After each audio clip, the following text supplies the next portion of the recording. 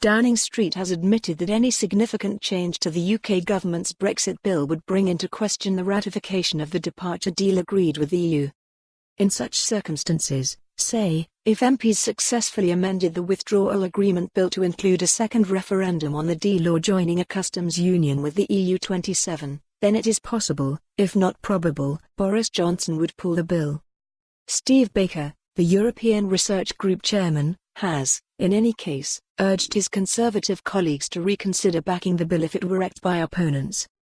Number 10 also made clear that this afternoon if John Bercow, the Commons Speaker, grants another so-called meaningful vote on the principle of the UK-EU deal and opposition parties put down amendments to it, the government would withdraw the motion, which it believes would then have become meaningless as it wants a straight yes-no verdict on the agreement with Brussels. As the Prime Minister and his ministers prepare for yet another crucial week at Westminster, they face a race against time to get the Brexit bill through both houses of Parliament by the middle of next week. The Withdrawal Bill is set to be published this evening so MPs can have a first debate and vote on it, at second reading, tomorrow. There will also be a vote on a programme motion, whereby ministers will set out how it intends to use parliamentary time to push through its legislation. A defeat here would make the government's plan to get the bill through both houses by next week virtually impossible.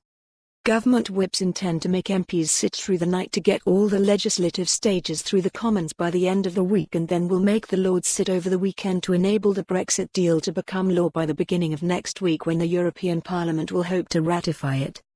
However, with opposition MPs lining up to table a raft of amendments, the government believes there will be concerted attempt to sabotage the bill.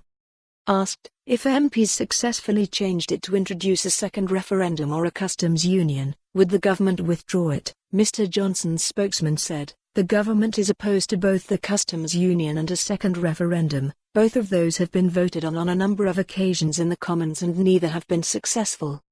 Asked the question again, he pointed out no amendments had yet been tabled, so the conversation could be picked up if and when that happened.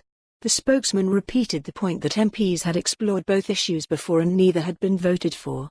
When it was suggested any significant change to the bill would mean the agreed deal with the EU would not have been ratified, the spokesman replied, "You are correct in saying that if essentially the legislation in the House of Commons step for more on this story, visit the news article link."